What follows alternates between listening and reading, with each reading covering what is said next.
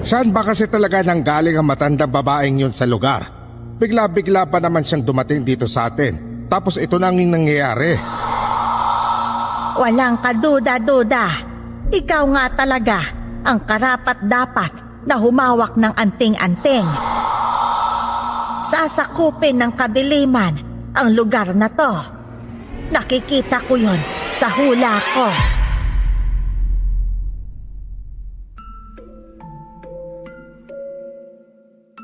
Magandang araw po sa inyo, Esperanza, at sa mga solidong tagapakinig na kagaya ko. Isa rin ako sa naingganyong magpadala ng kwento ko sa buhay tungkol sa mga aswang. Sa bawat pakikinig ko kasi sa channel nyo, kadalasan dun sa iniere nyo ay kahawig ng nangyaring kababalaghan sa baryo namin. Ako yung tipo ng tao na hindi bumabase sa itsura ng isang tao para masabi mo kung ito ay masama o mabuti. Ang kagandahang anyo ay mapanlinlang at yun ang palaging paulit-ulit na sinasabi sa akin ng nanay ko noon. Ako si Elias at ito ang aking kwento. Bago ko simulan ang storya, huwag kalimutang mag-subscribe bilang suporta sa ating channel. Buwisit talaga. Ilang manok ko na ang nawawala. Kapag mahuli ko yung magnanakaw na yan, tako, mapapatay ko talaga yung hayop na yan. Isipin mo ba naman, isang linggo ng sunod-sunod na nawawala yung mga alaga kong manok. Hindi lang naman ikaw ang nawala ng mga alagang hayop. Alam mo ba kung ano pa ang nakakatakot? May nakakita raw na ang mga katawan ng mga hayop na yon ay nasa tabi ng kubo ng matandang babae, dun sa dulo ng purok natin. Saan ba kasi talaga nanggaling ang matandang babaeng yun sa lugar? Bigla-bigla pa naman siyang dumating dito sa atin. Tapos ito na ang nangyayari. Sabi ko kasi sa inyo, may saaswang talaga ang matandang yan. Simula nang dumating siya dito, naisip ko kaagad na aswang siya. Mailap sa mga tao tapos hindi pa lumalabas kapag may araw. Paborito niya talagang lumabas kapag takip silim na. Tapos, ang pinagtataka ko lang ay kung bakit siya may belo. Baka naman may sayad yan sa utak, yung matandang yon. Ang aga-aga ho, yung matandang babae na naman yung napag-uusapan nyo. Kailan nyo ho siya titigilan? Nako Elias, sa totoo lang, ikaw na lang tong hindi naniniwala na aswang yan. Kaya nga, hindi mo ba nakita na kapag nasa labas siya, ang lahat ng mga tao pumapasok sa kanilang bahay para magsara? Hindi naman po ibig sabihin na ayaw nyo makipagsalamuha sa atin, aswang na siya kaagad. May mga tao din pong ganun na ayaw ng maingay sa paligid niya. Ay sige nga, paano mo naman ipapaliwanag yung mga patay na alagang hayop ng mga tao dun sa tabi ng kubo niya? Baka naman po sinasadyang patayin yung mga alagang hayop nyo tsaka doon nila tinatapon para sisihin yung matanda. Ay nako, matalino kang ang bata ka. Hanggang sa isang araw, nagulat na lang ako sa ingay ng mga taong dumadaan sa tapat ng bahay ko. Naguluhan naman ako kung ano ang nangyayari at sumunod ako sa kanila doon sa gitna ng kakahuyan. Nakita ko doon ang matandang babae na may mga sugat at dugo sa balikat. Ano po nangyari sa kanya? Tanungin mo tong si Jason dahil siya lang ang nakakaalam kung ano ang ginawa niya sa matandang yan. Ano? Ano ang ginawa niyo sa kanya, Kuya Jason? Kasalanan niya rin naman yan kung bakit siya napalo ng kahoy. Bigla-bigla ba naman sumusulpot sa likuran ko? Natakot ako bigla kaya sa sobrang inis ko ayan. Nasaktan ko siya nang hindi ko sinasadya. Nagawa mo siyang saktan sa edad niyang yan? Parang mapapatay mo na nga siya tapos hindi mo pa sinasadya. Nako, kakampihan mo pa ang matandang yan. Siyempre nagulat nga lang din ako. Saka bahala siya dyan kung mamamatay siya. Ako mismo ang huhukay ng lupa para paglibingan niya. Ang sakit niyo naman po magsalita. Tao pa rin po siya. Saka hindi naman niya kayo inaano Jason, umuwi ka na. Baka saan pa mapunta yung sagutan niyo ni Elias at kayo na naman ang mag-away dahil sa matandang yan. Sige. Hoy mga chismosa, magsiuwian na kayo. Alis na. Nang tabuyin ni Kuya Jason ang mga taong nakikiusyoso, kaagad naman silang umalis. Niyaya ako ni Ate Ami na umalis na din, pero nagpaiwan pa ako doon dahil gusto kong tulungan ang matandang babae. Sobra akong naawa sa sinapit niya sa mga kamay ni Kuya Jason. Inalalayan ko siyang makatayo. Nakahawak pa rin siya sa belo nito na nakatakip sa kanyang mukha. Kaya niyo pa po bang maglakad? Kasi kung hindi, bubuhatin na kita at ihatid sa kubo niyo. Oo, iho. Kaya ko pa. Salamat nga pala. Walang anuman po. Bakit po ba kayo nandito? Tsaka bakit niyo naman ginulat si Kuya Jason? Yan tuloy, nasaktan pa po niya kayo. Hindi ko naman alam na may tao dito. Paghahanap lang sana ako ng makakain. Huwag kang matakot sa akin. Hindi naman ako nananakit ng tao. Ewan ko ba kung bakit ganyan na lang kagalit ang mga tao dito sa akin. Huwag niyo na ho silang intindihin. Ganyan lang ata sila kasi walang magawa sa buhay.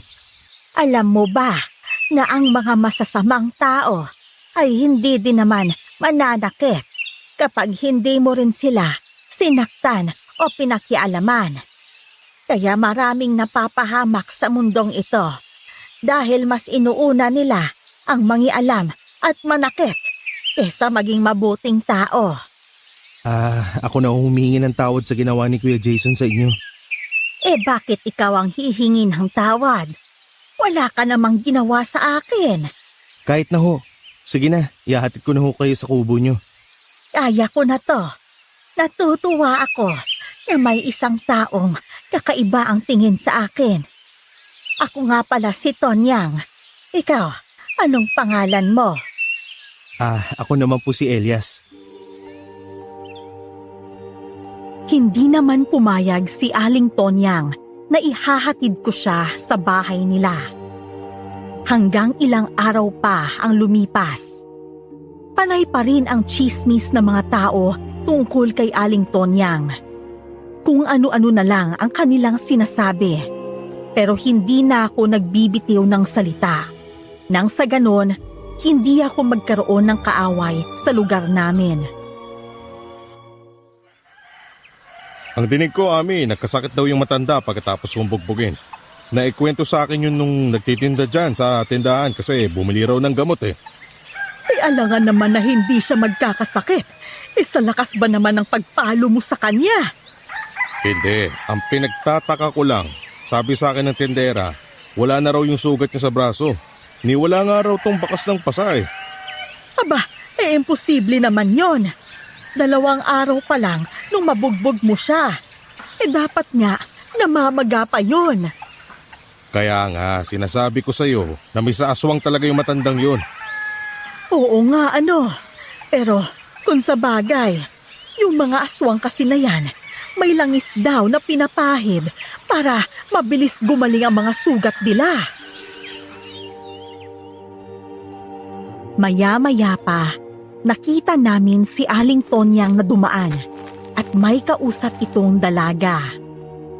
Ngayon ko lang din nakita ang dalaga sa lugar namin. Nagmamadali namang lumapit si Ate Ami at Kuya Jason, kaya sumunod ako. Sinigawan nila ang matandang babae nang hawakan nito ang kamay ng dalaga. Hoy tanda, bitawan mo yung kamay niya! Oh, ikaw na naman.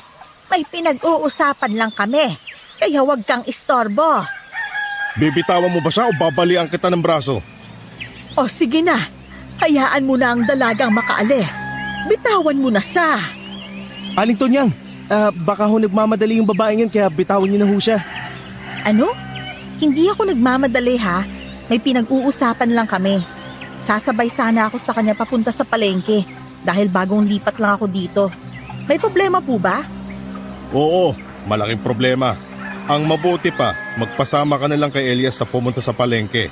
At ikaw na matanda ka, umalis ka na rito. Himala, lumabas ka ng may araw. Sige na nga iha. Kay Elias ka na lang magpasama kasi mabait yan. Hindi kagaya ng iba dito na masama ang ugali. Hindi naman po sa ganon, Ale. Kasi, kawawa naman ang dalaga. Baka maligaw mamaya.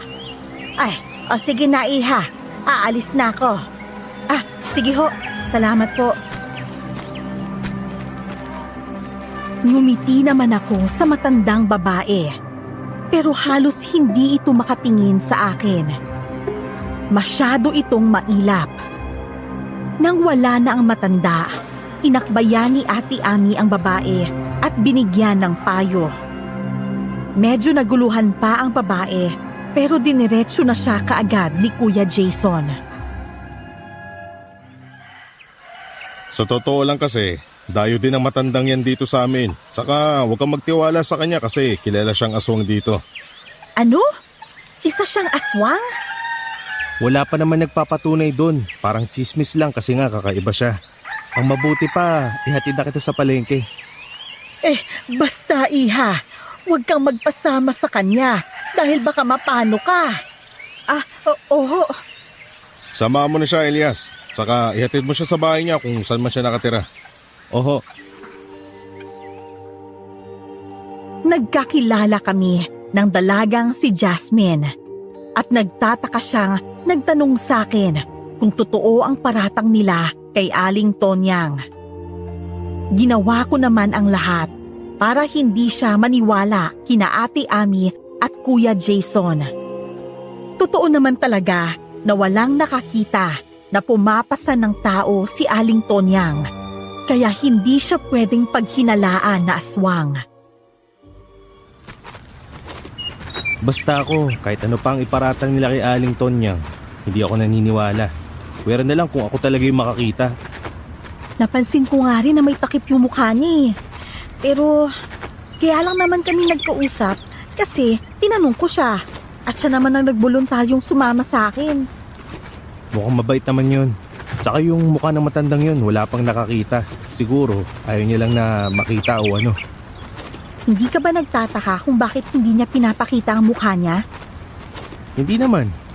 Bilang isang tao, ikaw mismo yung bahala kung ano yung gagawin mo sa sarili mo. Tsaka, hindi ako mapanghusgang tao, no? Grabe, ang bait mo naman. Sige, hindi na ako maniniwala na aswang si Aling Tonyang.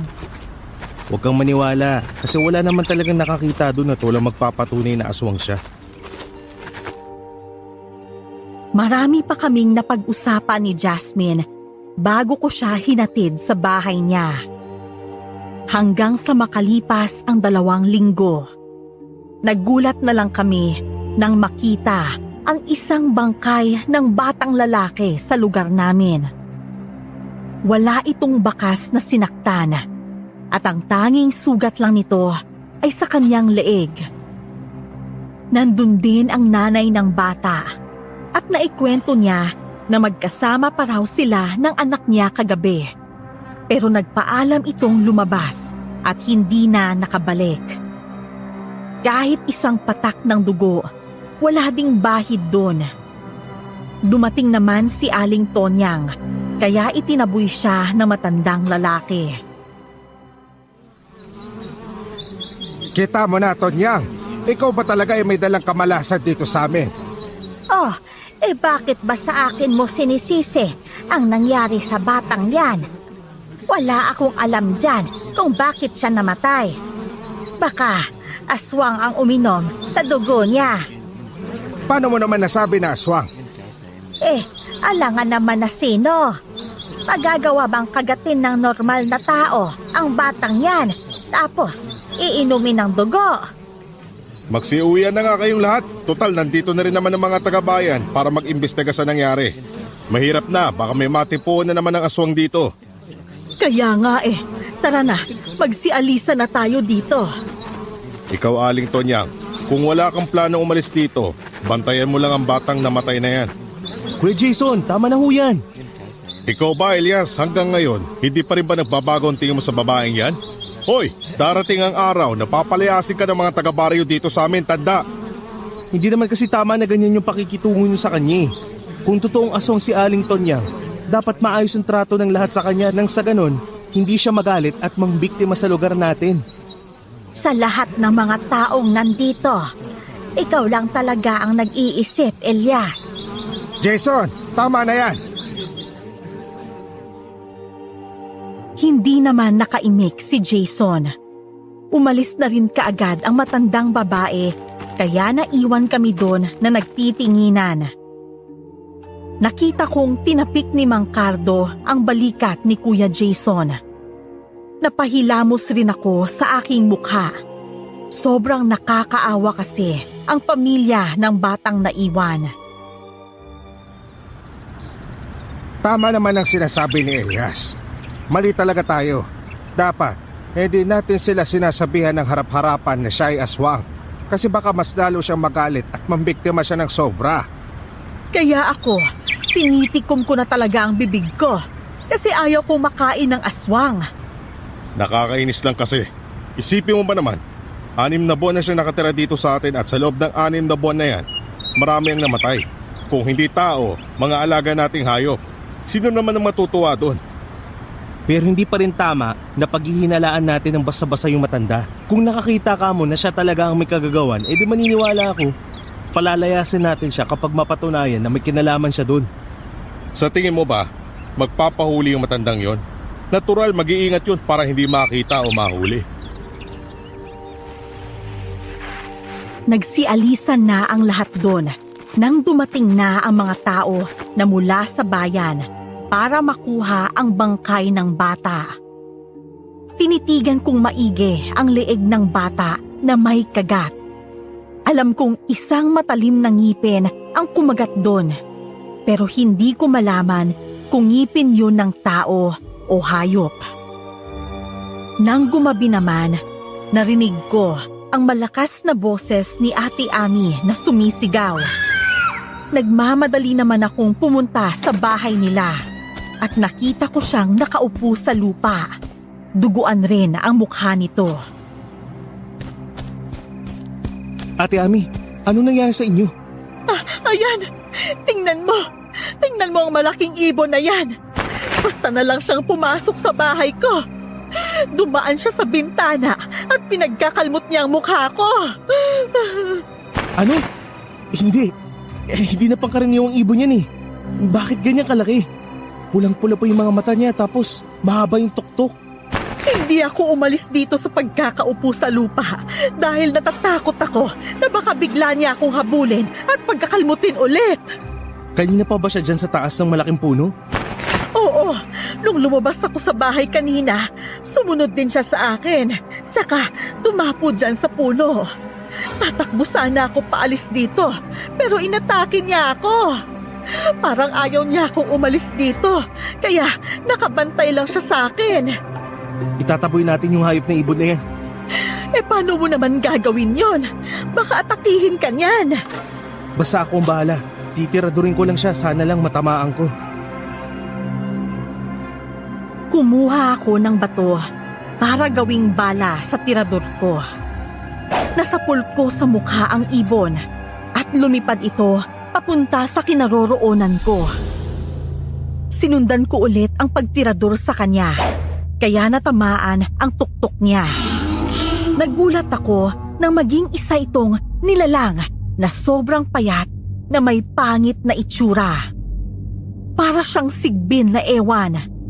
Paatras din itong tumatakbo, pero sobrang bilis. Anong klaseng halimaw yon? Ewan ko, ngayon lang din ako nakakita ng ganyan. Hindi kaya yan yung sinasabi nilang aswang? Hindi ko rin alam kasi hindi pa ako nakakita ng aswang. Elias, tulungan mo ako. Lumalabo na ang paningin ko dahil sa dugong dumadaloy sa mga mata ko. Tsaka ang hapdi ng mga sugat ko. Halata nga hong malalim yung sugat nyo kasi lumalabas yung laman nyo sa mukha. Bumalik na lang ho tayo sa loob ng bahay nyo at tutulungan kitang magamot yung mga sugat nyo. Maraming salamat sa iyo at niligtas mo ako sa demonyong halimaw na yon. Dahil sa nangyari, kumalat sa lugar namin ang tungkol sa malaking ibon. Lahat din ay natakot na baka sila na ang isunod na atakihin nito. 3 araw pa ang nakalipas. Nasundan pa ang nangyaring patayan na may kagat sa leeg at pati dun sa pag-atake ng malaking ibon. Nagulat na lang din ako nang niyaya ako ni Ate Ami na pumunta sa kubo ng matanda dahil nagdesisyon na raw ang barangay na palayasin siya. Lumayas ka na lang dito sa lugar namin para hindi na ikaw yung masisi sa nangyari. Oo nga, baka sigbin mo ang ibon na yon na umatake sa akin. Tingnan mo ang nangyari sa mukha ko, Aling Tonyang. Alam ko naman na marami akong sinasabi sa iyo na hindi maganda. Pero pinagsisihan ko na yon. Ikaw talaga may dala ng kamalasan dito sa lugar namin eh. Maawa ka naman. Marami nang namatay dito kaya umalis ka na. Eh bakit ako aalis? Ang lupa na tinitirikan ng kubo ko ay akin. Kaya hindi niyo ako mapapaalis. Pwede ko kayong kasuhan kapag sinaktan niyo ako dito sa loob ng pamamahay ko. Hindi namin gagawin yon dahil nandito kami para makiusap. Aling Tonyang, maawa ka naman sa mga nanay na nawalan ng anak. Ano ba ang nagawa ko? Wala akong ginagawa sa mga yan. Marami ang hindi naniniwala sa sinabi ni Aling Tonyang na wala siyang kinalaman sa mga nangyari. Lahat sila gusto nang mapaalis ang matanda. Nagulat naman ako nang magsalita si Jasmine at kinakampihan nito ang matandang babae. Ayon sa kanya, wala ni kahit sino man ang may karapatan na paalisin ang matandang babae dahil wala silang sapat na ebidensya. Tamang sinasabi ni Jasmine. Noon ko pa sinabi sa inyo na hindi basta-bastang mapapaalis ang matandang yan dito hanggat walang ebidensya. Anong ebidensya pa bang kailangan, ha? Na kumakain siya ng tao. Hindi ako sang-ayon sa pagpapalayas niyo sa kanya. Hindi ba ang usapan sa barangay, hindi pwedeng palayasin ang matanda hanggat merong humahadlang? Isa ako sa hindi makakapayag na papaalisin siya dito. Ako rin, hindi din ako sang-ayon na paalisin siya. Ano bang meron sa matandang yan at pinoprotektahan mo siya, Elias? Hindi ko rin po alam eh, pero wala talagang basehan para tawagin o akusahan natin na aswang si Aling Tonyang. Mas lalo namang nagkagulo ang mga tao dahil sa mga sinabi ko. Hanggang sa sinara na lang din ng matanda ang pintuan ng kubo niya. Galit namang tumingin sa amin si Kuya Jason at nagawa pa kaming iduro. Inawat naman ito ni Ate Ami. Umanda talaga kayo sa akin kapag mapatunayan ko na aswang ang matandang yan, ha? Kayo ang may kasalanan kung sakaling may mamatay pa ulit dito sa atin. Ano naman ho ang kasalanan namin? Hindi ba dapat ikaw ang sisihin dahil masyado mong ginagalit ang matanda? Ang mga aswang, hindi yan ang bibiktima kung hindi niyo papakialaman. Ang narinig ko, tahimik na naman pala ang matanda nung unang dating niya. Pero tinawag niyo siyang aswang, kaya doon nagsimula ang patayan dito. At paano mo naman nalaman yan, ha? Hindi na mahalaga kung paano. Pero malakas ang kutob ko na maitim ang puso mo. Isa kang masamang tao. Sasampalin kitang babae ka! Jason, ano ka ba? Bata lang yan. Huwag kang mananakit. Kuya Jason, kung sasama lang din pala ang loob nyo kapag sinabihan kayo ng masasakit na salita, ang mabuti pa, huwag na kayong sumagot. Ginagawa ko lang naman to para sa lugar natin. Pero kung hindi nyo gusto na protektahan ko ang baryo, sige, simula ngayon, hindi na ako mangingialam. Jason! Jason, sandali! Nagpasalamat naman si Jasmine sa akin dahil nagkaisa ako sa desisyon niya. Hindi na rin lumabas ang matanda sa loob ng kanyang kubo, kaya umalis na rin kami doon. Masaya ako dahil hindi na tuluyan ang pagpapalayas sa matandang babae. Hanggang isang hapon, pumunta ako sa bukid para kumuha ng gulay. Nakasalubong ko bigla ang matandang babae. Medyo natakot pa ako nang makita ko ang suot niyang kulay itim na mahabang damit, tsaka itim din ang belo niya. May bitbit pa itong malaking kawa. Isinantabi ko ang takot ko, tsaka kinausap siya. Aling Tonyang, mukhang madaming ulam ang lulutuin natin ah. Aba, oo. Alam mo kasi, mas gusto ko ang maraming ulam kesa sa kanin. Ay, salamat nga pala sa inyong dalawa ng dalaga na yon. Kasi humadlang kayo sa pagpapalaya sa akin. Walang ano man ho yun. Sige na, aalis na ako. Ay, Elias, sandali. Bakit naman ho? Gusto ko lang sabihin sa'yo na darating ang araw na sasakupin ng kadiliman ang lugar na to. Nakikita ko yon sa hula ko. Lahat ng mga inosenteng tao dito ay mapapatay. Ano? Tinatakot din naman ho ako. Pero halata naman na nagbibiro kayo eh. Aba, hindi ako nagbibiro, Elias. Totoo ang sinasabi ko. Hindi titigil ang mga aswang sa pambibiktima hanggat hindi sila naging makapangyarihan. Gagawin nila ang lahat para lumuhod sa kanila ang mga tao dito. Paano niyo po nalaman ang mga bagay na yan? Basta, maniwala ka lang sa akin. Lahat ng mga sinasabi ko ay totoo. At ilang buwan na lang, magtatagumpay na sila sa kanilang mga plano. Maging wais ka, Elias. Umalis ka sa lugar na to para maligtas mo ang sarili mo. Alam ko naman talaga ho na may aswang eh. Nakita ko mismo pero imposible naman ang sinasabi mong sasakupin nila yung bari na to. Lahat ng mga imposible ay posible sa mga aswang. Kaya nilang gawin ang lahat para lang maging hari sila. Hoy, Tonyang! Kanina pa ako nandito at nakikinig sa usapan nyo. Bakit mo naman tinatakot si Elias, ha? Siya na nga lang ang naniniwala sa'yo eh. Nagsasabi ako ng totoo. At dahil alam ko na mabait itong si Elias, kaya ko siya binabalaan. Wala rin naman akong pakialam sa iba kahit mamatay silang lahat. Ano ba namang klase yan? Kung gusto mong magbigay ng babala, edi sabihin mo sa lahat ng mga tao na may paparating na panganib. Tignan lang natin kung sino ang maniniwala sa'yo. Nanahimik ang matanda at hinila ang kanyang kawa paalis sa harapan namin. Napailing si Mang Cardo habang sinusundan ng tingin si Aling Tonyang. Sobra akong kinilabutan sa mga sinabi niya at nagpasalamat ako na dumating si Mang Cardo kaya umalis ang matandang babae.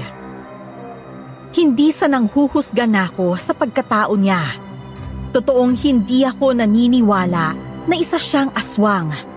Pero ewan ko ba at kinikilabutan ako kapag nagkita kami na kaming dalawa lang. Sa tingin ko nga talaga, tama ka na hindi aswang ang matandang yan. Kaya medyo kakaiba siya dahil may sayad talaga to sa utak. Kaya nga siguro no, parang ganun nga rin yung napapansin ko eh. May kakaiba kay Aling Tonyang pero hindi yun dahil sa aswang siya. Kundi parang may diferensya ata talaga siguro yung matandang yun. Alam mo yun na parang mahirapan kang alamin kung ano yung pagkatao niya. Huwag mo nang isipin yon. Siguro, intindihin na lang natin ang matandang yon. Kaya nga po eh. Sige ho, mauna na po ako sa inyo dahil magdidilim na. May hirapan na ako mamitas mamaya ng mga gulay eh. Oh, sige. Kagagaling ko lang dun sa sakahan ko pero sakto naman na padaan na sana ako dito nang makita kong nag-uusap kayo ni Tonyang. Ayun, nakinig daw muna ako. Pero nang marinig ko yung sinabi niya at mukhang natakot siya doon ko na siya sinita. Nakatindig balahibo kasi yung sinabi niya. Sige na. Umalis ka na nang sa ganun ay makabalik ka kaagad. Mabilis kong kinuha ang mga gulay na gusto kong lutuin at ibebenta ko pa yung iba. Madilim na nang makaalis ako doon sa gulayan. Habang naglalakad ako, bigla kong nakita ang isang nilalang na parang dahan-dahan na umikot sa bahay ni Ate Ami. Sinundan ko ito at kitang-kita ko ang paghuli niya sa baboy. At pagkatapos ay kinagat yun sa liig. Hindi man lang nagsanhi ng ingay ang baboy dahil biglaan ang nangyari. Ate Ami, may pumatay sa baboy mo! Bilisan mo! Dito sa likod! Elias, anong nangyayari? Ayan, may nilalang na sinisipsip yung dugo ng baboy mong alaga. Isang halimaw! Ano gagawin natin? Hihingi tayo ng tulong sa barangay? Oo, tara na. Nang paalis na kami, itinapon sa amin ng nilalang na yon ang katawan ng baboy sa kangumisi ito. Ang pangit-pangit niya. Sumuot ito sa matataas na damo hanggang sa bigla na lang itong nawala. Napaupo si Ate Ami sa lupa dahil sa galit sa pagkamatay ng alaga niyang baboy. Ayos lang po yan. Ang mahalaga, hindi kayong nabiktima ng nilalang na yon. Pangalawang beses na tong may nakita tayong nilalang. Ano ba kasi silang klaseng nilalang, Elias? At saan sila galing? Hindi ko din alam. Pero klaro na sa'yo na hindi talaga matandang babae ang nambibiktima. Tama ako na hindi siya aswang. Ano? Paano nga pala kung ang matandang yon ay naging ang nilalang na yon? Hindi ba ang mga aswang daw ay may kakayahang magpalit anyo? Ha? Oo, Elias. Kahit na anong sabihin mo, hindi ako naniniwala na inosente ang matandang yon. May kinalaman talaga siya sa nangyayari. Yun ang pakiramdam ko. Lumipas ang isang gabi. Nabalitaan ko na may ilang pamilya ang sinalakay ng mga aswang sa lugar namin. Magdamag akong hindi nakatulog sa sobrang pag-iisip kung sino ba talaga ang dapat sisihin sa mga nangyayari. Lumabas ako ng bahay at umupo sa bakuran namin. Paglingon ko, bigla kong nakita si Aling Tonyang. Nakabelo pa rin siya, pero alam ko na siya talaga yun. Aling Tonyang, bakit ho kayo nandito sa ganitong oras? Delikado po eh. Alam niyo bang may gumagalang aswang ngayon at wala silang pinipili kung sino yung kanilang bibiktimahin? Alam ko na yon, iho. Noon pa man, alam ko nang may masamang nilalang na nakatira dito. Nararamdaman ko ang mga presensya nila, pero hindi ko rin matukoy kung sino. Ano ho bang kailangan niyo sa akin? Hindi ako mapapagod na magbigay ng payo o babala sa'yo.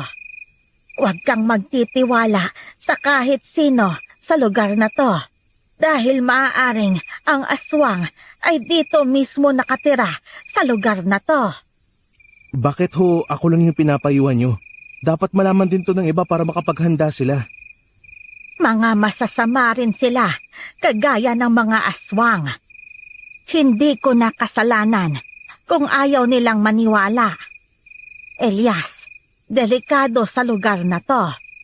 Umalis ka na para magawa mong iligtas ang sarili mo habang maaga pa. Nang matapos siyang magsalita, biglang umihip ang malakas na hangin. Lumipad ang belong nakatakip sa ulo at mukha ng matanda. Napatayo ako sa sobrang takot. Ang pangit pala ng itsura niya, kaya siya nagtatago. Para talaga siyang isang aswang. Alam ko na natural lang sa matanda na maging kulubot ang mukha pero bakit ganyan naman po kalalayon sa inyo? Nakakatayo po ng balahibo eh. Huwag mo nang punahin ang mukha ko. Dahil noon pa man, hindi na ako biniyayaan ng kagandahan. Pinanganak akong pangit dahil isinumpa ako ng asawa ng tatay ko. Anak ako ng tatay ko sa kabit niya. Pasensya na po ha pero hindi ko lang po talaga maiwasan na parang nakakatakot po pala yung mukha nyo. Naiintindihan din naman kita. Sa totoo lang, ito rin ang dahilan kung bakit ko tinatago ang itsura ko.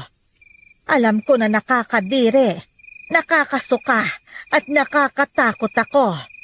Huwag ho kayong mag-alala. Hindi ko ho ipagkakalat na meron kayong mukha na hindi kaaya-aya. Kakaiba ka talaga, iho. Kaya siguro ako napadpad sa lugar na to ay dahil din sa'yo. Po? Balang araw, may ihahandog akong regalo para sa'yo. Kung hindi ka talaga dito aalis. Pero kung aalis ka, hindi ko na yon karapat-dapat na ibigay pa sa'yo. Aling Tonyang, kahit anong mangyari, hindi ko iwan ang lugar na to at ang bahay namin. Maraming alaala ang mga magulang ko sa bahay na yan. Napakabuti ng puso mo. Sa tingin ko, mababait ang mga magulang mo. Kaya kanila napalaki ng maayos at tinuruan ng magandang asal. Pinulot ko ang belo nito at inabot ko yun sa kanya. Hanggang isang araw pa ang lumipas. Nagpatawag ng meeting sa barangay para pagplanuhan kung ano ang gagawin. Nang sa ganon ay mahuli na ang mga aswang. Nag-uusap-usap kami nang dumating si Aling Tonyang at may sinabi itong nakakatakot. Kahit magsanib puwersa pa kayong lahat, hindi niyo magagawang malupig ang aswang. Malalakas ang mga aswang na nakatira sa lugar na to. Kaya sigurado ako na mauubos niyang kainin ang mga tao dito. Ayan ka na naman eh. Bakit hindi ka nalang tumulong sa pag-isip ng paraan kung paano ma-corner ang aswang na yan? E di mas lalo mo kaming pinag-alala at tinakot eh. Hindi ko kayo tinatakot. Nagsasabi ako ng totoo. Sa tingin niyo ba, hindi matalino ang mga yon? Baka nga, hindi niyo alam na may espiya pala siyang nakikinig dito. At imbes na ang aswang ang makorner niyo, kayo pa ang mauubos. Huwag na lang natin kasing pakinggan ng matandang to. Isa pa, sino bang nag-inform sa kanya na may meeting tayo dito? Aling Tonyang, ang mabuti pa ho, umalis na lang ho kayo. Kasi alam mo naman na natatakot sila sa inyo eh. Matakot kayo sa aswang at hindi sa akin. Mas lalo niyo lang po na pinapalala ang sitwasyon ng lahat eh. Aling Tonyang, 2 beses na akong inatake ng aswang sa bahay ko. Kaya pakiusap, huwag ka nang sumabat kung wala ka namang magandang masasabi. Magpasalamat ka at buhay ka pa hanggang ngayon, Ame. Aling Tonyang, ihahatid ko na ho kayo sa kubo nyo. Umuwi na lang ho kayo.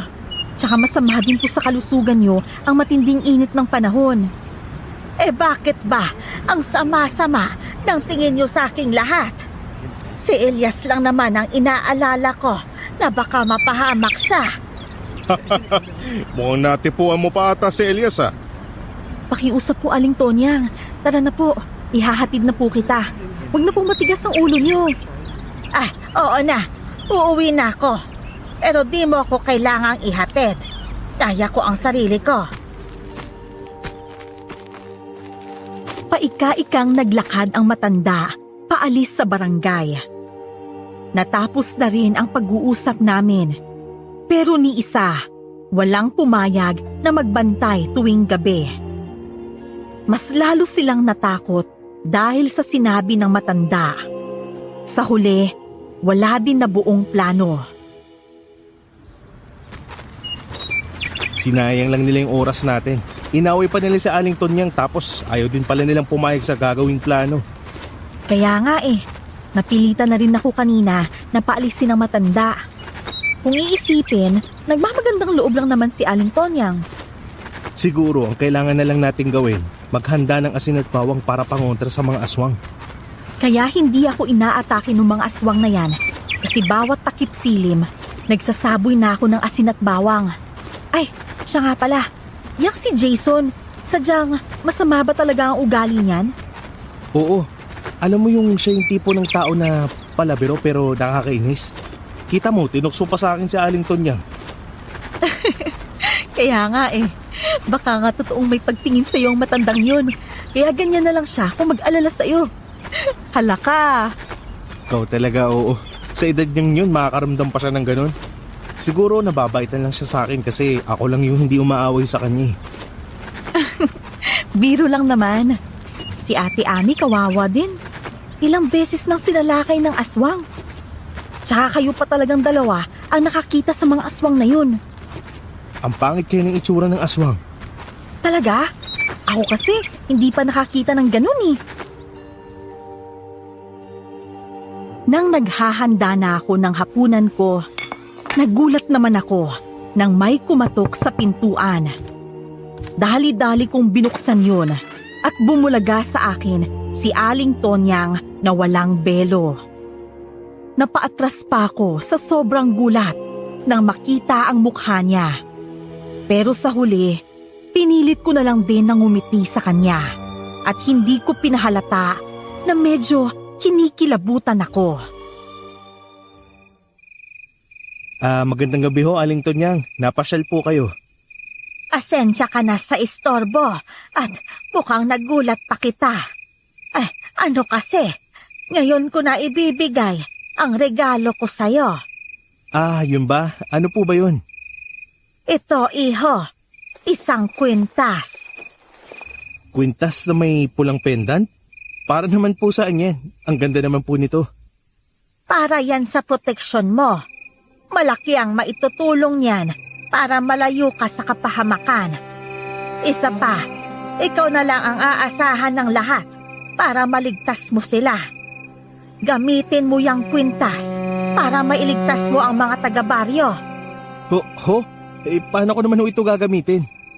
Kapag may aswang na sumalakay sa'yo o may sinalakay ang aswang, ipakita mo lang ang kwintas na yan at doon gagana ang kapangyarihan niyan.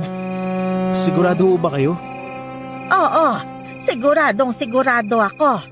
Sige na, isuot mo na yung kwintas. Sige ho. Maraming salamat ho dito sa proteksyon na binigay niyo. Kinaumagahan, nagkita kami ni Jasmine at napuna nito ang kwintas na suot ko. Nagdadalawang isip pa ako kung dapat ko bang sabihin sa kanya na bigay ito sa akin ng matandang babae. Pero nang siya na mismo ang bumanggit sa pangalan ni Aling Tonyang, nagtaka din ako kung paano niya yon naisip. Paano mo naman naisip na galing to sa kanya? Kasi nakita kong suot niya yan noong nakaraang araw, dun sa may barangay.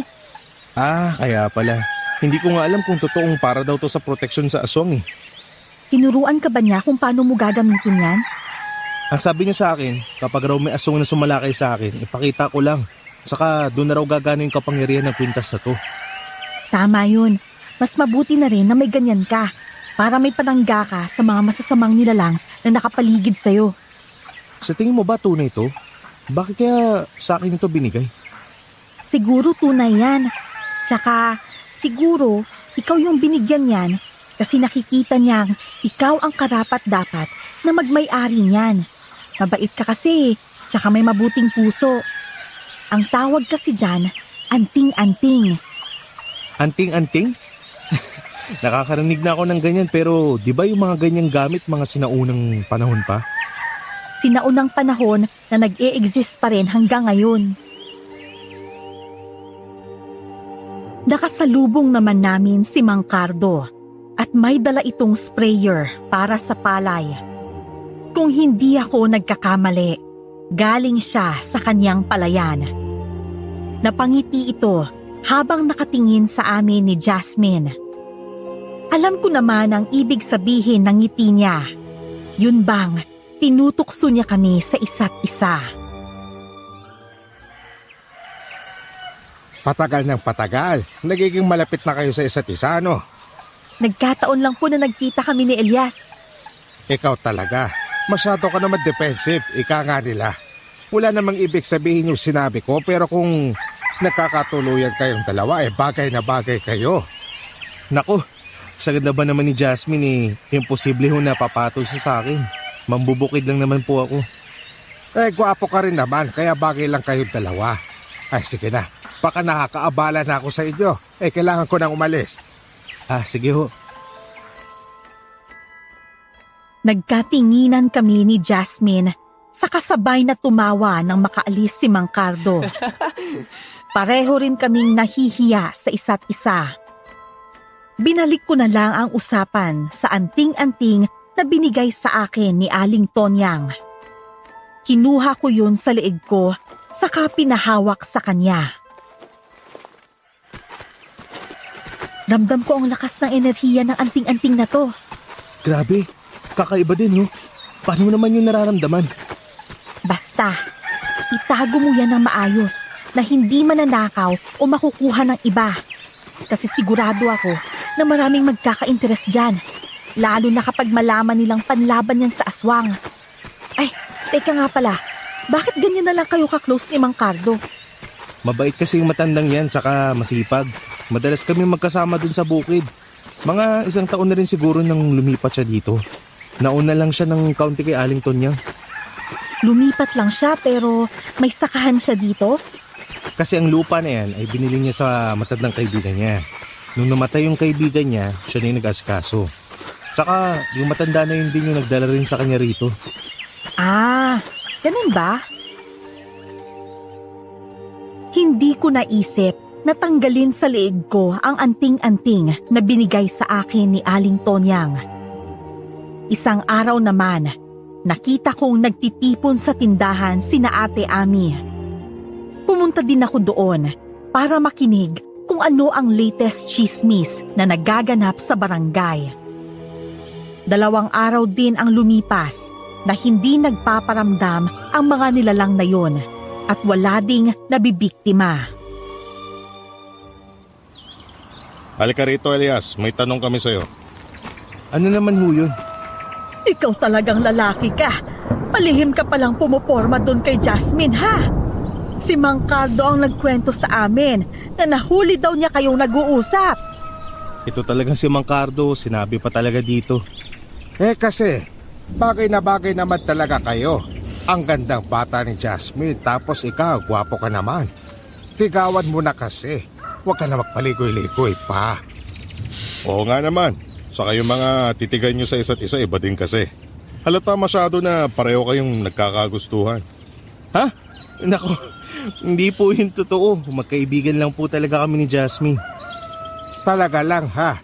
Baka balang araw, magulat na lang kami na nobya mo na siya. Ay sandali nga, saan naman galing ang kwintas mo na yan? Kakaiba ang tali niya na. Parang gawa sa lubid. Ito ho? Galing po ito kay Aling Tonyang. Bigay niya po ito kasi daw, panlaban to sa mga aswang. Natataboy daw nito yung mga masasamang nilalang eh. Totoo ba yan? Yun po yung sabi niya sa akin. Ito naman si Elias. Ang dali talagang maniwala sa matanda na yun. Sa edad kong to, wala pa akong narinig na kaya magtaboy ng kwintas ang aswang. Meron po itong pulang pendant. Teka, papakita ko nga po pala sa inyo. Huwag na, Elias. Alam mo naman na parang may sayad ang matandang yun pero naniwala ka rin sa kanya. Balik mo yan dahil baka yan pa yung magpapahamak sa'yo. Oo nga, Elias. Sa susunod, kung ano ang ibigay niya sa'yo, huwag mong tanggapin. Hindi mo naman siya gaanong kakilala para magtiwala ka sa kanya ng ganon. Pero kasi, ang sabi ni Jasmine, totoo din daw na para to sa proteksyon eh. Ano ba sila? Albularya? Manggagamot? Kung hindi manggagamot ang magbigay sa'yo, hindi yan totoo. Baka kamo yan pa yung dahilan para habulin ka ng mga aswang eh. Tignan niyo po kasi muna. Tako, ayaw ko. Hindi ako interesado na makita yan. Uuwi na ako sa amin at magpapakain pa ako ng mga manok ko. O siya, yan na kayo. Ako nga rin eh. Gusto ko din na kumain ng almusal. Susunod ako sa inyo. Elias, ibalik mo yan sa matanda. Ayokong mapahamak ka ng dahil dyan. Isang gabi, pumunta ako sa bahay ni Jasmine para yayain siyang gumala. Baka sakaling makasalubong ko ang aswang. Gusto kong makita kung totoo ang sinasabi ng matandang babae na yon sa akin. Nang makarating ako sa bahay ni Jasmine, nakita ko siyang may kalaban na aswang. Kagaya ng sinabi sa akin ng matanda noon, inilabas ko ang kwintas At basta na lang umilaw yon ng nakakasilaw. Aswang! Tignan mo tong anting-anting ko! Elias, nandito ka? Kanina pa kami naglalaban ng aswang na to, pero ang lakas niya. Tignan mo ang aswang. Umaatras siya habang tinatakpan yung kanyang mga mata dahil sa silaw na nanggagaling sa anting-anting. Isa lang ang ibig sabihin nun. Takot siya sa anting-anting at totoo nga na may kapangyarihan ang bagay na yan.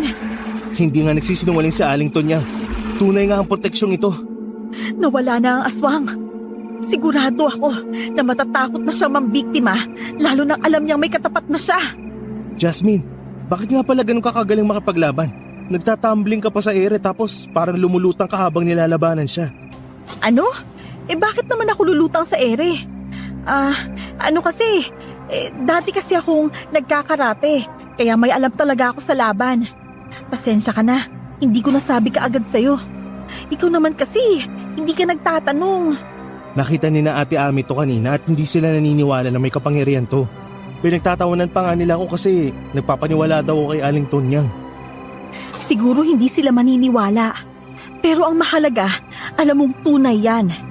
Elias, pwede mong iligtas ang baryo na to gamit ang anting-anting na yan. Dapat nilang malaman na may kapangyarihan ako para hindi na sila matakot sa mga aswang. Wag! Kung maaari, ilihim mo na lang muna ang bagay na yan. Kasi marami ang kukuha dyan kapag may makaalam na tunay ngang nagpapataboy yan ng aswang. Sige. Sobrang saya ko dahil meron na akong bagay na pangontra sa mga aswang. Malakas na ang loob kong lumabas tuwing gabi dahil alam kong wala na akong dapat nakatakutan. Kinaumagahan naman, nakita ko si Kuya Jason na nagkakape sa tindahan ni Marimar. Lumapit ako sa kanya, pero kaagad itong lumayo sa akin. Kuya Jason, dito pa kayo nagkakape sa tindahan. Ang mahal-mahal dito eh. Wala kang pakialam. Ho? Biro lang naman. Alam nyo, may kukwento po ako sa inyo. Ako na pala magbabantay sa mga aswang tuwing gabi. Ano? Lalapain ka lang ng mga yun, kaya huwag ka nang mag-abala. Halata naman na duwag ka din kagaya ng iba. Hindi ako duwag. Mamayang gabi, sisimulan ko na pagbabantay sa baryo natin. Baka naman yung pinagmamalaki mo yung anting-anting na binigay sa'yo ng matanda. Nako, huwag ka na mag-abala pa. Tapansin ko lang ho na parang hindi magandang mood nyo ngayon. Galit ho ba kayo sa akin? Bakit naman ako magagalit sa'yo? Naiinis lang ako sa pangyayaring to dahil wala man lang ginagawa mga taga-bayan para matulungan tayo sa problema. Lumalala na yung patayan at dumadami na rin ang nasisiraan ng ulo. Isa ka na doon, Elias. Ang aga-aga nandito ka na kaagad, Jason. Siguro, makikinig ka na naman sa mga chismis, ano? Para maipasa ka sa amin ni Mang Cardo. Isa ka pa. Maiwan ko na nga kayong dalawa. Oh, napano yun, Elias? Aba, ewan ko. Parang wala sa magandang mood si Kuya Jason eh. Pati ako nasungitan niya tuloy. Nako, alam ko na kung bakit yan nagkakaganyan. Siguro, hiniwalayan niya ng babae niya.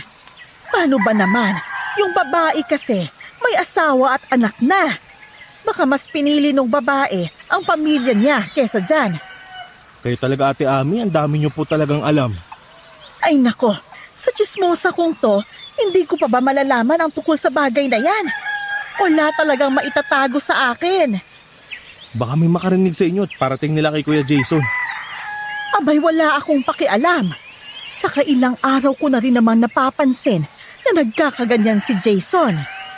Inom nga yan ng inom tuwing gabi, kaya nag-aalala sa kanya si Mang Cardo.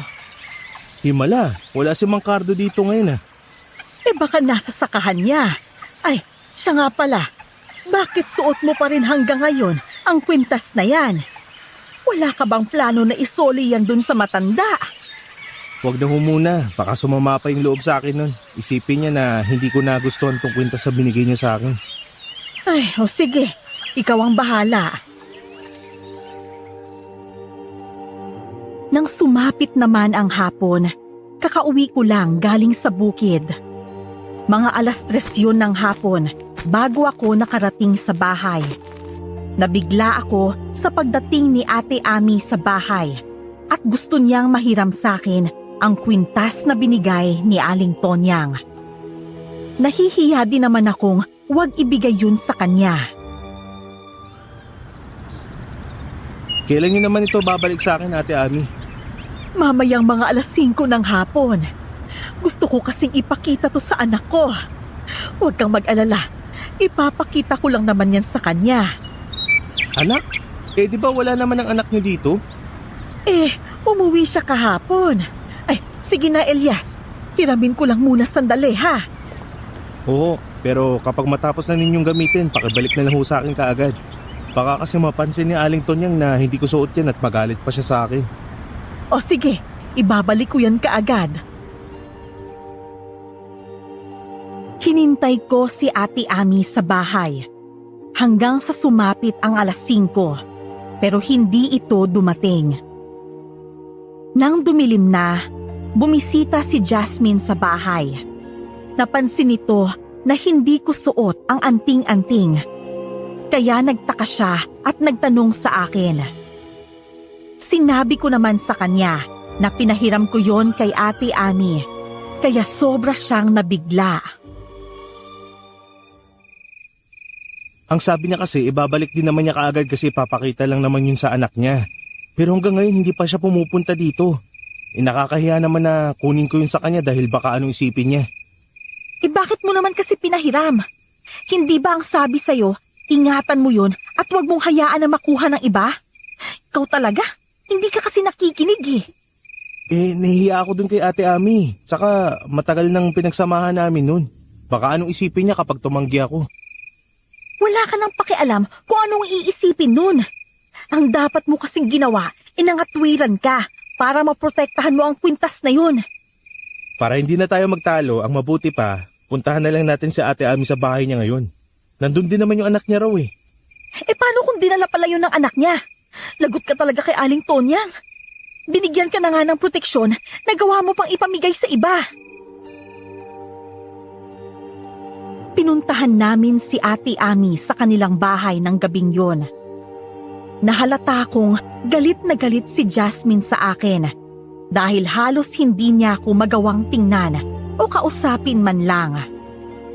Alam ko naman na nag-aalala siya sa akin. Pero alam ko rin na hindi ako tatraidorin ni Ate Ami dahil kilala ko talaga ang ugali nito. Nagulat pa si Ate Ami nang makita kami. Merong dahon na tinatapal si Ate Ami sa kanyang ulo. Ate Ami, pasensya na talaga sa istorbo ha. Ay, walang anuman. Pumasok muna kayo dito sa loob. Sige ho. Tara Jasmine, dito na tayo mag-usap sa loob ng bahay nila.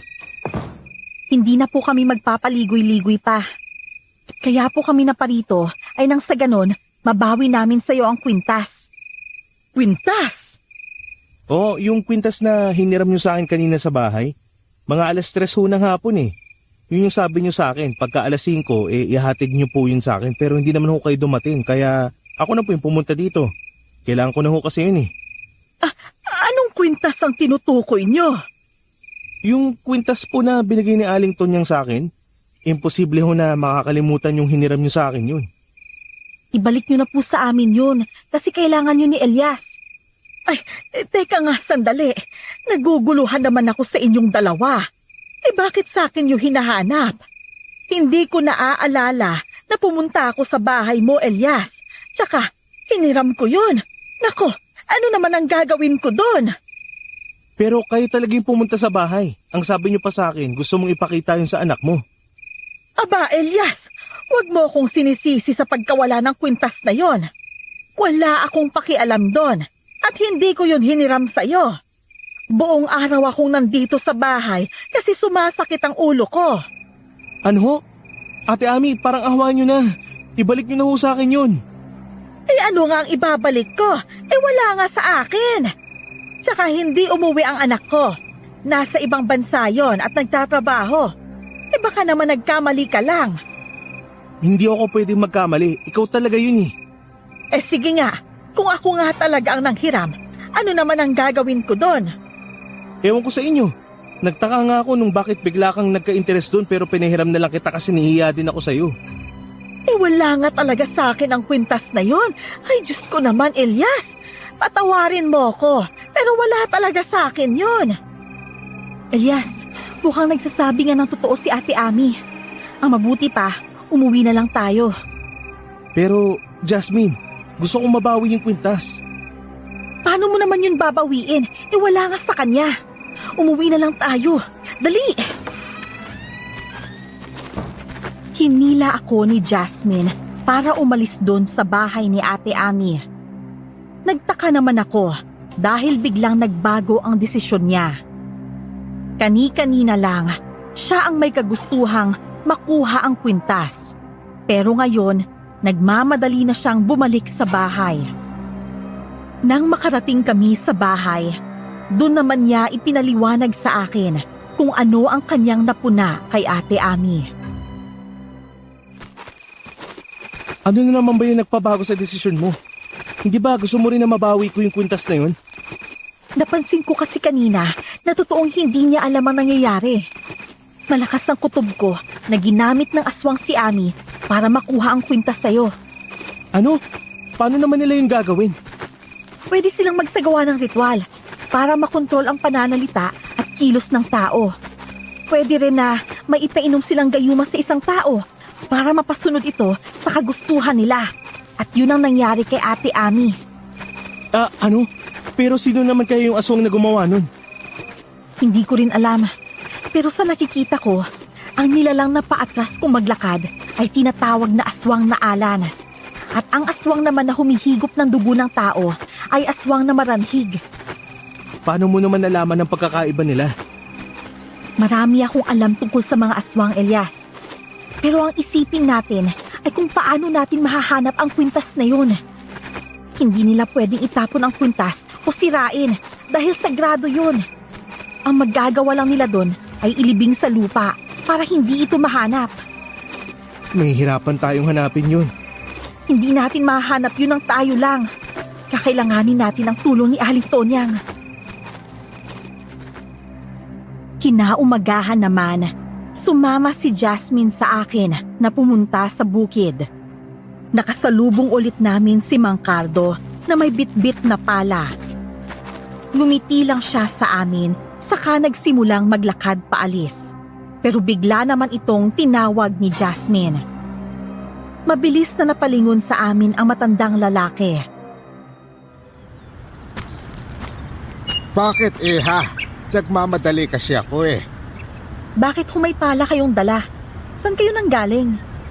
Doon sa sakahan ko. Naghukay kasi ako ng lupa doon para taniman ng mga gulay Pagod na nga ako at nagugutom na rin. Ganun ho ba? Oh, sige. Mauna na ako sa inyo ni Elias ha. Sige ho, pasensya na po sa abala.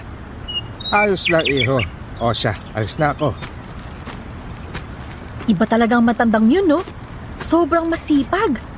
Alam mo, kulang na lang 24 oras kung magtrabaho sa sakahan niya Sinabi mo pa. Simula nung dumating siya dito, ganyan na talaga yan. Alam mo na, sarili niya lang yung binubuhay niya pero kailangan niya raw magtrabaho para kung sakaling manghina na siya, di meron siyang naitabing pera para sa panggastos niya sa sarili niya. Tama nga naman. Kakaiba din ang mindset ng mga matatanda, no? Oo, wala na raw din kasi siyang pamilya Ganun ba? Tara na, punta na tayo sa bukid. Sige.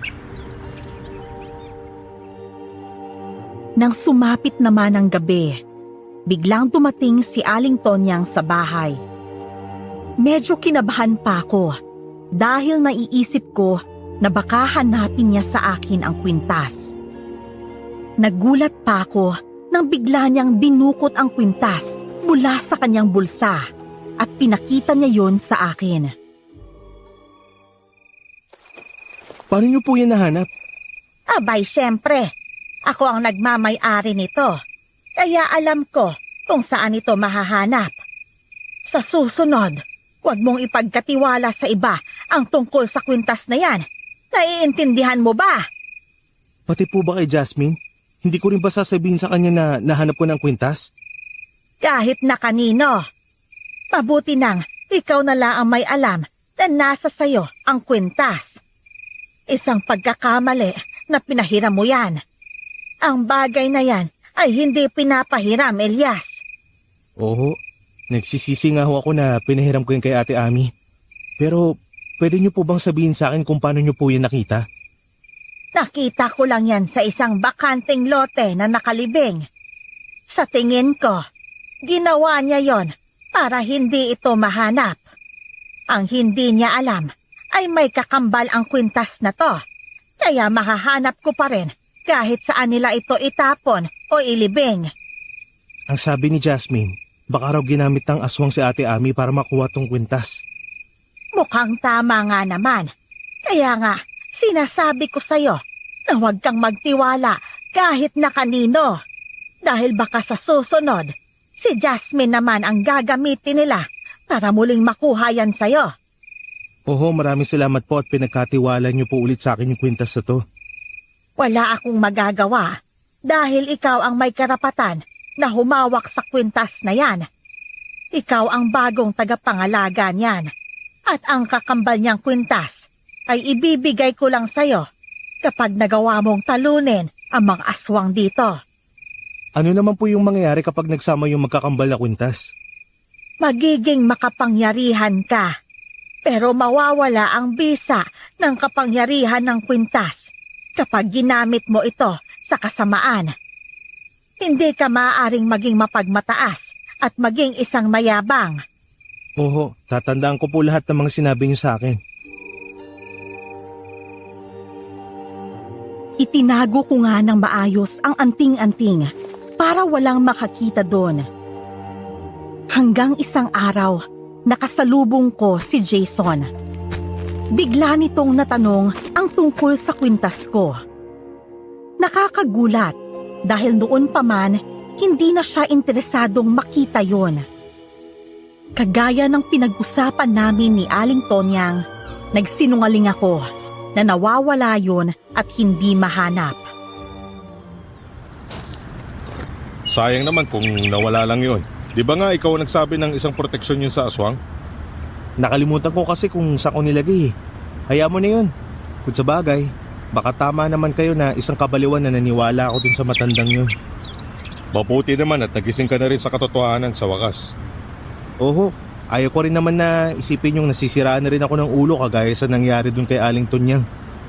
O siya, kapag mahanap mo yung kwintas, patingin ako ha. Ipapakita natin dun sa albularyo kung tunay nga na proteksyon yun. Ah, sige ho. Sasabihan ko ho kayo kaagad. Hanggang sa isang hapon, bigla na lang akong hinila ni Ate Ami papunta sa kanilang bahay. Meron daw siyang importanteng sasabihin sa akin. Kaagad niyang nilak ang pinto, saka ipinagtapat niya sa akin ang totoo tungkol sa ginawa sa kanya ni Mang Cardo. Ano ba kasing ginawa niya sa inyo? Ginahasa niya po ba kayo? O ano? Hindi. Kasi 'di ba, nung isang araw, pumunta kayo ni Jasmine dito sa bahay at hinahanap niyo yung kwintas.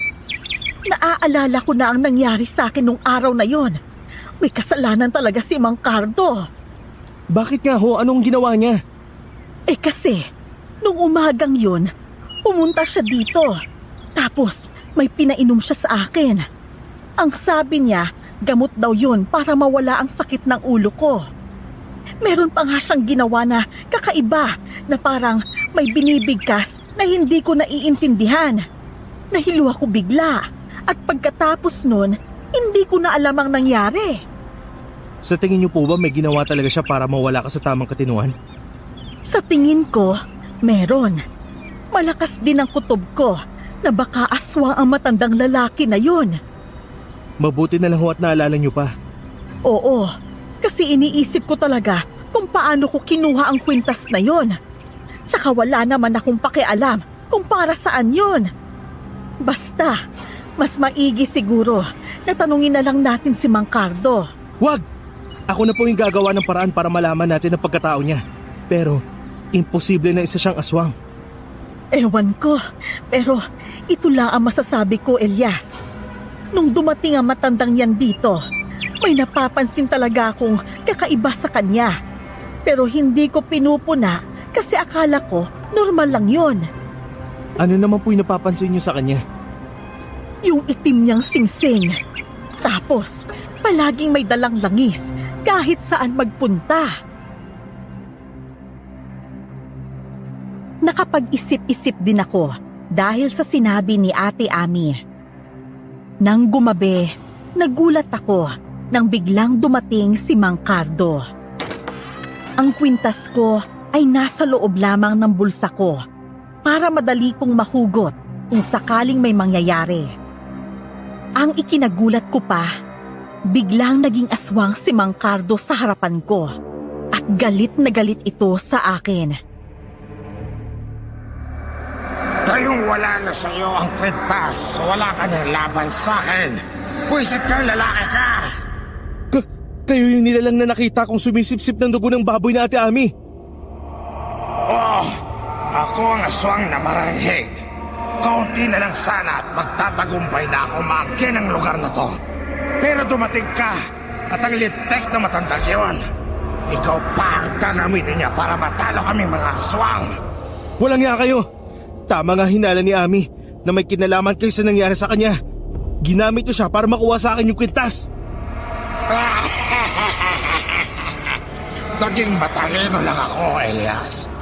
Papatayin na kita ngayon at isusunod ko na ang amin na yun. Naghanda siya para sumalakay sa akin. Kaya mabilis kong kinuha ang kwintas sa loob ng bulsa ko at pinakita yon sa kanya. Bigla na namang umilaw ang kwintas, kaya nasilawan ang aswang. Sa pagkakataon na yon, biglang dumating si Aling Tonyang. Hindi! Ilayo mo sa akin ang kwintas na yan! Paano mo yan nahanap? Ako ang nakahanap niyan at hindi si Elias. Nararamdaman ko na susugurin mo siya ngayon, kaya ako naparito. Noon pa man, nakikita ko na sa hula ko na ikaw ang aswang na pumapatay sa lugar na to. Mga walang hiya kayo! Malas mo lang dahil mas matalino ako kesa sa'yo, aswang na maranhig. Isa lang akong manghuhula, pero malakas ako. Hindi ka mananalo sa akin hanggat hawak ko ang kwintas na to. Oo nga, tama ka. Pero papatay ko ang babae manghuhula na to. Mabilis niyang sinalakay si Aling Tonyang, kaya tumalsik naman ang matandang babae. Nasugatan si Aling Tonyang sa tiyan nang bigla niya itong kalmutin. Tumakbo ako sa kanilang kinaroroonan at tinutok ko ang liwanag ng kwintas sa mga mata ni Mang Cardo. Nang hindi nito nakayanan ang silaw na nagsisimula doon sa anting-anting, kaagad itong tumakas. Kahit iilan pa sila, hindi ka nila matatalo, Elias. Oho, gagamutin na po muna natin yung sugat nyo. Ito ang kakambal ng kwintas. Gamitin mo yan para kahit magsanib ng puwersa ang mga aswang, hindi sila mananalo sa'yo. Maraming salamat po. Huwag kang mag-alala sa akin. Ako na ang bahala sa sarili ko. Meron akong sariling gamot sa bahay na madaling magpapahilom sa mga sugat ko. Pero mukhang malalim ho yung sugat nyo. Sigurado po ba kayo na kaya nyo pang bumalik sa kubo nyo? Oo, kayang-kaya ko pa. Kinaumagahan, sinabi ko sa lahat na isang aswang si Mang Cardo. Naniwala naman sa akin si Ate Ami, kaya nagkaisa kaming lahat na sugurin ang matanda. Kasama ko rin si Jason ng araw na yon. Marami pa sana ang hindi naniwala. Pero nang maabutan namin na wala na ang matanda sa bahay niya, dun lang din sila nag-isip kung bakit ito tumakas. Sigurado nga talaga, Elias. Isang aswang si Mang Cardo kaya siya tumakas. Oo, aswang talaga siya. Kung marami pa ang hindi naniniwala sa sinabi ko, ngayon na mismo ang patunay. Basta ako, noon pa man, malakas na ang kutob ko na may itim na lihim ang matandang yon. Anak nang, siya lang pala ang aswang dito pero kung sino-sino ang tinuturo natin. Inutulang tayong lahat ng lintik na yudiputang Mangkardo na yon. Ang mahalaga, makakampante na tayo na wala na ang aswang dito. Malaya na tayong makapag-alaga ng mga hayop dahil wala na ang aswang na sumisip-sip ng dugo nila. Pero hindi pa tayo nakakasigurado kung hindi siya babalik. Kailangan pa rin natin mag-ingat. Oo, magdoble ingat tayong lahat. Marami ang nagpasalamat sa akin dahil nahuli ko na isang aswang si Mangkardo. Pero ang pinoproblema naman ng lahat ay baka bigla itong bumalik at gumante. Hanggang makalipas ang isang araw, may dumating na sulat para kay Jason. Palabas na sana ako ng bahay para ihatid yun sa kanya. Pero saktong dumating naman si Jasmine. Jasmine, bakit ka nga pala naparito? Nandito ako para makiusap sa'yo. Manmanan natin si Jason. Ha? Bakit naman? Malakas ang kutob ko na may lihim ang lalaking yun. Ano? Aalis nga sana ako ngayon para ihatid ang sulat na to sa bahay niya. Mamayang gabi na natin ihatid. Nang sa ganon, palihim rin tayong makamanman sa kanya. O sige. Nang sumapit na ang gabi, nagkita na kami ni Jasmine para pumunta sa bahay ni Jason. Meron din akong dalang asin at bawang na pangontra sa aswang kahit na may anting-anting na ako. Nang makarating kami doon, nagmanman muna kami saglit. Saktong dumating naman si Jason sa kubo niya at may bitbit na katawan ng tao na walang malay. Ito na, lumabas ka na dyan. Ang bilis mo naman, iho. Sinasabi ko na nga ba na maaasahan kita. Kailangan ko ang dugo ng taong yan para lalakas ako nang sa ganon malabanan ko ang Elias na yan. Ano ba kasi pumasok sa utak nyo at bigla nyo siyang sinugot? Nabuko ka tuloy. Magpasalamat ka at nakatakas ako. Kung hindi, ilalaglag din kita sa kanila. Sasabihin ko na ikaw ang aswang na Alan na siyang kasama ko sa pambibiktima dito. Oo na. Kaya nga lahat ng gusto nyo sinusunod ko ha. Pero maglaylaw na muna tayo ngayon sa pambibiktima. Mapapatay tayo ni Elias kapag nahuli niya tayo. Oo, akin ang taong yan at nang mahigop ko ng kanyang dugo. Bigla namang sumigaw si Jasmine sa tabi ko at nagpakita ito sa dalawang aswang. Gulat na gulat pareho ang dalawang aswang, lalo na nang makita rin nila ako. Sabay silang nagpalit anyo bilang aswang, kaya hinanda ko ang kwintas ko, asin at bawang para panlaban sa kanila. Elias, ang lakas ng loob mo na sumugod dito dahil may kapangyarihan ka na. Isa ka rin palang aswang. Walang ya. Kunwari kapag galit na galit kay Mangkardo, yung pala pare-parehas lang kayo. Si Jason ay isa kong alalay na aswang. Sinasabi ko na nga ba eh, kayong dalawa talaga mga aswang. Noon pa lang, alam ko ng aswang kayo. Pero hinintay ko talagang pagkakataon na to nang sa ganon, si Elias ang papatay sa inyo. Humanda kayong dalawa sa akin. Lumabang ka ng patas, Elias. Itago mo yung kwentas mo nang sa ganon. Maging patas ang laban. Hindi magiging patas ang laban dahil mga aswang kayo. At isang normal na tao lang si Elias. Labanan mo silang dalawa, Elias. Hindi ako mangingialam. Ano? Hindi mo ko tutulungan? Hindi. Gusto kong makita kung paano ka maging malakas gamit ang kwintas na yan. Mabilis na sumalakay sa akin ang aswang na Alan. Pero nang umilaw ang kwintas ko, napaatras ito ng saglit. Sinabuyan ko siya ng asin at bawang. Naggulat ako nang sumunod namang sumalakay ang aswang na maranhig. Sinabuyan ko rin siya ng asin at bawang. Kaya lang, nakalmot ako ng aswang na Alan. Nabitawan ko ang kwintas sa lupa at nakuha yon ng aswang na maranhig. Kung talagang hindi ka mangingialam, Albularia, paano naman kami matatalo ni Elias King wala na sa kanya ang kwentas? Bahala siya. Hindi ko na yun problema. Pero malaki ang tiwala ko kay Elias. Mahina ka, Elias, at tanga mo. Nasa iyo na ang kapangyarihan ng kwintas pero hindi mo pa alam kung paano mo gagamitin. Kahit wala na ang kwintas sa akin, lalabaan ako pa rin kayo. Sumalakay ang aswang na alan sa akin. Saka sinuntok ako sa tiyan at sa mukha.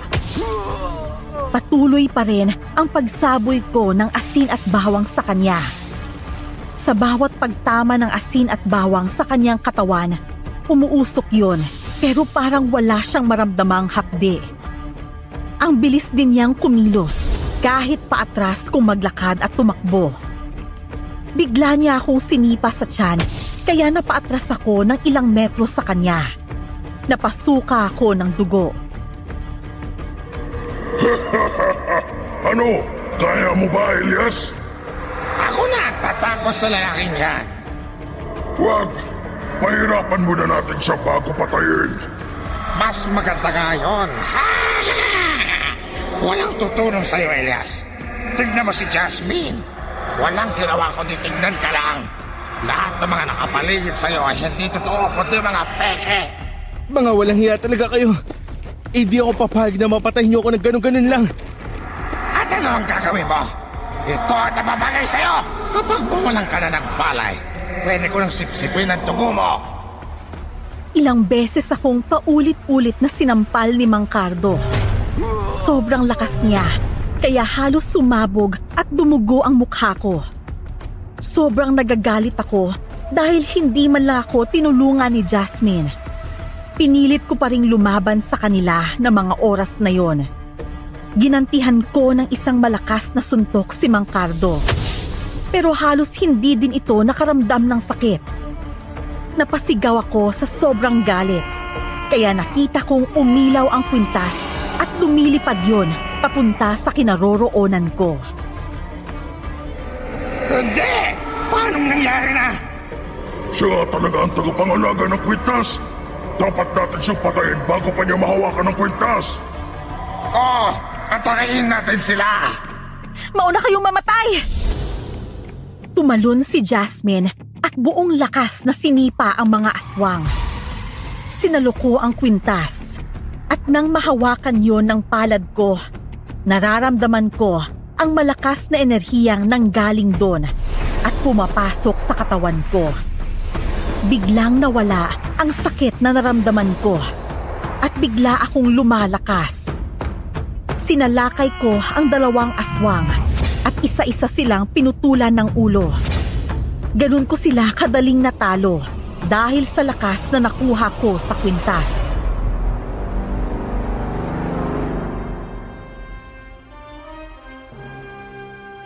Ayos ka lang ba? Ewan ko sa'yo. Uy, sorry na. Alam ko naman kasing kaya mong labanan ng mga yun. Huwag mo akong kakausapin ha. Albularya ka pala tapos hindi mo sinabi. Alam mo rin pala kung sino yung aswang pero hindi mo pa rin sinabi. Manluloko ka din kagaya nila. Wag ko raw kasi sabihin, sabi ni Auntie. Auntie? Sino bang auntie mo? Si Auntie Tonyang. Kasi may tiwala din siya sa'yo na kaya mong patayin ng mga aswang. Hindi na ako umimik kay Jasmine na mga oras na yon. Iniwan namin doon ang mga pugot na katawan ng mga aswang. Kinaumagahan, narinig kong pinagkakaguluhan ng mga tao ang mga katawan ng aswang sa barangay. At sinunog nila ito. Hindi ko rin sinabi na ako ang pumatay dahil ayokong maging mayabang. Napadalaw rin sina Aling Tonyang at Jasmine sa bahay ng umagang yon.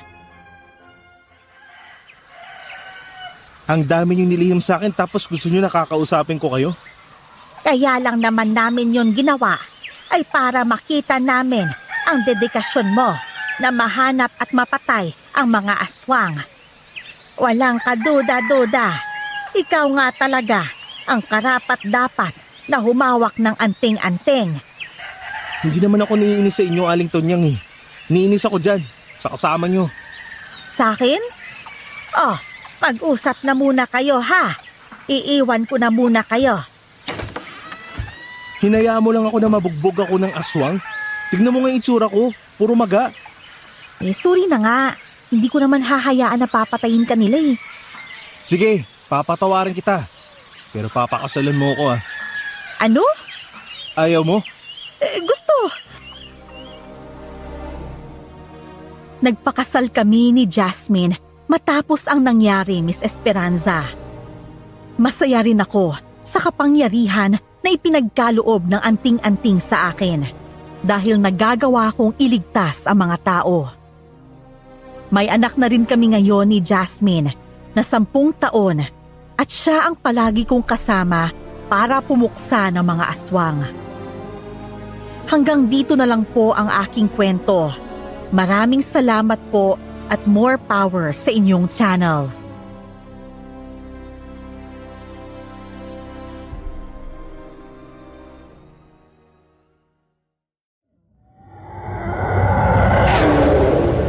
Saan ba kasi talaga nanggaling